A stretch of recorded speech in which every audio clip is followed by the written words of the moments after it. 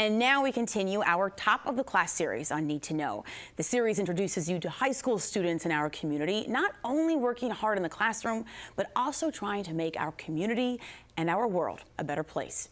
The young person joining me today has had a significant positive effect on race relations in her school.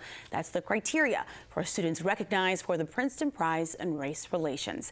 Today, I am joined by Eman Muthana. The World of Inquiry student is a runner-up in this year's Princeton Prize in Race Relations. And welcome to the show. It is great to have you here. Thanks. So I just want to start off by saying we launched this series, again, to not only highlight young people in the work that you're doing in school, but also the impact that you're making on the community. And also to learn about what matters to you, what matters most to you. So just to start off, what are some of the social issues that are personally important for you?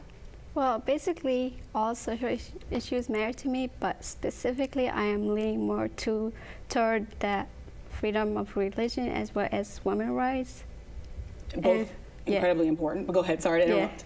No, and they matter more to me because we're in a country where freedom of religion is valuable, and we need to make sure that everybody is having this. And women's rights are one of the most important things because women's rights are facing a lot of violations of rights. So it's just something that means a lot to me. And I want to touch upon this, speaking of women's rights and religious freedom. So as I mentioned, you're a student at World of Inquiry. You were one of 3 runners-up for the Rochester Princeton Prize this year. You've lived in the U.S. for 4 years, and you are one of only a few young women at your school who wear a hijab. And that is, for people who don't know, the beautiful headscarf that you're wearing right now. So explain just a little bit, why did you want, because you started this World Hijab Day at your school. Describe why that was an important event for you to do. Well, it was the first 2 months me in the school. It was like I was a new student there, so I wasn't having a lot of connections with the students. So I wanted to have the event just to create more connections between me and the student and be included in the community. So I had the idea of the event since it's a movement worldwide. So yeah, I had tried to have it, and we had a couple of scarves donated to us, and we wanted the students to try to support those who choose to wear the headscarf. And it was a great time for me. It was as an introduction to the school and realizing my similarities with the students. And even though our differences make us stronger, there is a time when we need that to realize that we are similar in such a humane way. Yeah, very true. Very, very true. So I want to talk about this because you said some of the headscarves were donated. Yeah. So what did you ask for World Hijab Day at your school? What did you ask the students and the teachers to do on this particular day? Well, first of all, I had to write a letter to the principal asking for permission to hold the event. And then there was an email sent to teachers telling them that we will be holding the event and if they would donate us some scarf.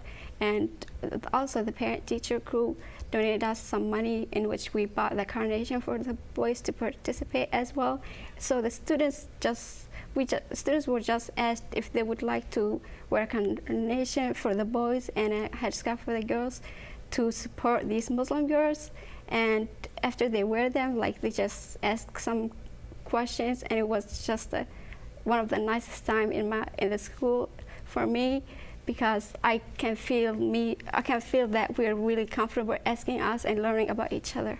That's great. And I understand, so tell me if I'm wrong, more than 300 students and teachers wore headscarves or the carnations and the ribbons to show their support for Muslim women around the world. Yeah, that was in the first World Hijab Day. We had more students participating in the second World Hijab Day that we had just recently in February. So so you had 300 the first time, about how many the second time then? I'm not really exactly sure about the number, but there were more than last year. Wow.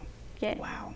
Talk about, because you said that, this really allowed you to show that there are strength in differences, but also that we're a lot more alike than we are different. What were some questions that students had for you that you think were really answered because of these events, the World Hijab Day? Well, one of the questions that was mostly repeated was, did we have the choice to wear? And I would say for most of them, they have the right to choose it. I'm not sure if others are really forced to wear it, but for us, we had World Hijab Day in which we support the ones who really choose to wear it, not the ones who are forced to wear. So students were asking, are we really forced to wear the headscarf? In which I have to explain, no, it's a right. It's your right. When you feel comfortable, you would wear the headscarf as a symbol of modesty and you believe and faith in you, within you. Very good. So do you have plans to do this again? Oh, yeah. Would you change anything or would it be exactly the same? I think it would be exactly the same. And I know that, I understand there was some reaction on social media and in the news. Not all the feedback that you received, or this event I should say received, was positive. But how do you think, aside from that, how do you think that an event like this that you organize in your school, how does it create better cultural awareness, and not just in school, but also in our community? I think we actually had World Hijab Day just to educate the students and the community as well, and to promote awareness and understanding of the fact that Muslim girls choose to wear the headscarf and not letting them be judged based on a piece of fabric on their head.